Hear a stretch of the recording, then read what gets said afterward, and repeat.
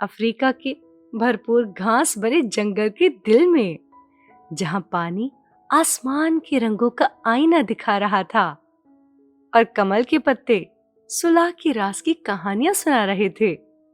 वहां एक मददगार हिप्पोपोटामस हानी रहता था। हानी अपनी देखभाल की फितरत और सबकी मदद करने की इच्छा के लिए मशहूर थी।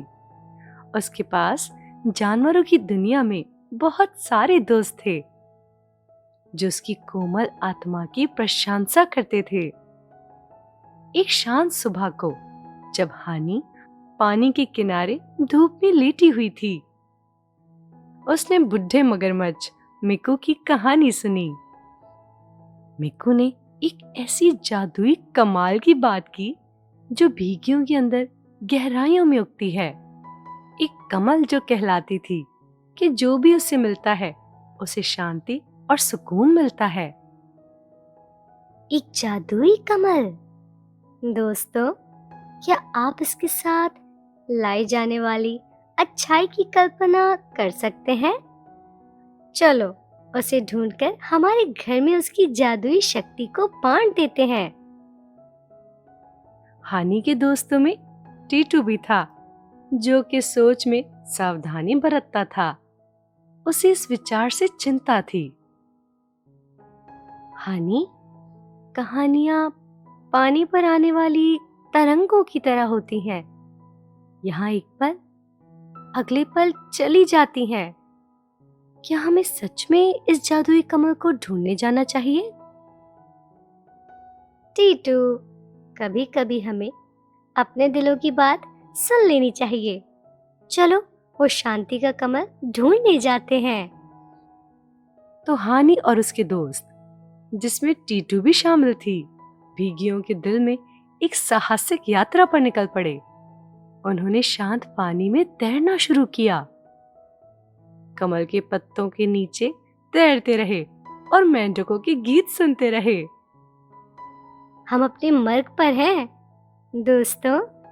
दयालुता हमारा इंतजार कर रही है।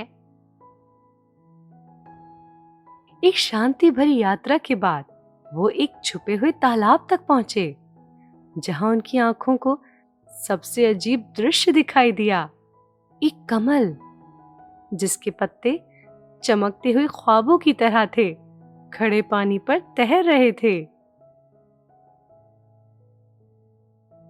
देखो मेरे दोस्तों, ये मेरी कल्पना से भी ज्यादा जादुई है।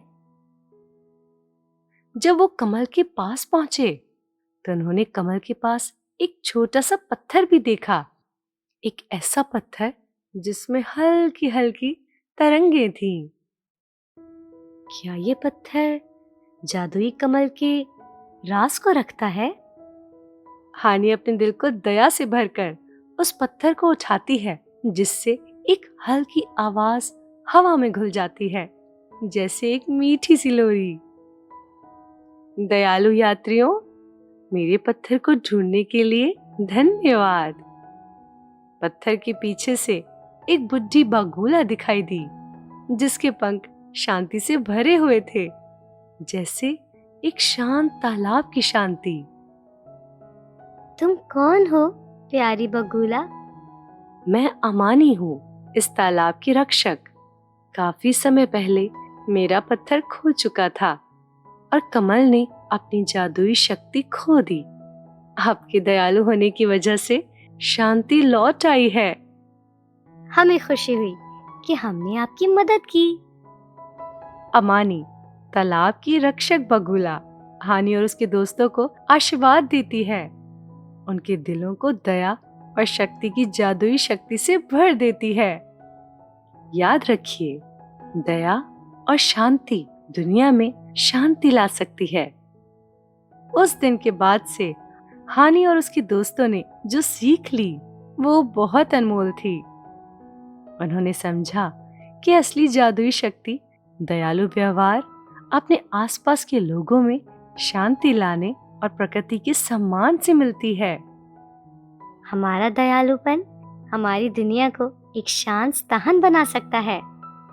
और इस तरह प्यारे बच्चों, हानी मददगार हिप्पो की कहानी हमें याद दिलाती है कि असली चमक दयालुता को दुनिया में शांति लाने में है और दूसरों के साथ दयालु होने में। अफ्रीका के भरपूर जंगल में भी ये एक सीख है जो पीढ़ियों में आगे बढ़ गई है, जहाँ देखभाल और शांति की जादुई शक्ति जीवित रहती है। हमारी दयालुता दुनिया को शांति से भर सकती है। तो फिर हमारी अगली सामंजस्यपूर्ण यात्रा तक आपके दिल हानी की तरह दयालु हो और आपके कृतशील होने का असर जादुई कमल वाले एक शांत तालाब की तरह हो।